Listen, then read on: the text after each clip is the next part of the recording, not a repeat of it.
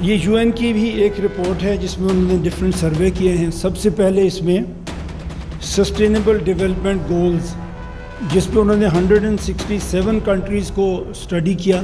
ہم اس میں 140th number پہ پائے جاتے ہیں اور یہ آپ دیکھیں گے ہم باٹم 10% پہ آئیں گے کسی بھی دنیا کے سروے میں. اگر آپ دیکھیں ہیومن ڈیولپمنٹ انڈیکس ہے اس میں ہم 193 کنٹریز جو سروے ہوئی, وی آر ایٹ 168 نمبر.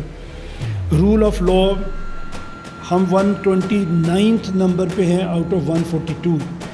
44% یہ ایک بات ہے جو ہمیں سب سے زیادہ فکر مند جسے کرنا چاہیے. 44% بچے وہ ہیں جو سٹنٹنگ گروتھ ہو رہی ہے. اس کا مطلب ہے کہ انہیں کھانا نہیں ملتا, نیوٹریشن نہیں ملتا. اس کا نتیجہ کیا ہوگا کہ نہ ان کا برین ڈیولپ ہوگا نہ ان کی باڈی ڈیولپ ہوگا. یہ 44% جب بڑے ہوں گے, یہ جو ہمارے بچے بیٹھے ہوئے ہیں جن کا ابھی کریئر شروع ہونا ہے, جب یہ اپنے کریئر کی پیک پہ ہوں گے تو یہ ان کے پاؤں کی سب سے وزنی زنجیر ہوگی, کیونکہ یہ وہ سوسائٹی کے لوگ ہوں گے جو خود آگے نہیں بڑھ سکیں گے, جو ان امپلائیبل ہوں گے, جو کوئی کام نہیں کر سکیں گے. اور جب اتنی بڑی تعداد آپ کی کام نہیں کر سکے گی تو بلیو می جو کام کر سکتے ہیں وہ بھی کام کر نہیں سکیں گے, وہ بھی آگے بڑھ نہیں سکیں گے.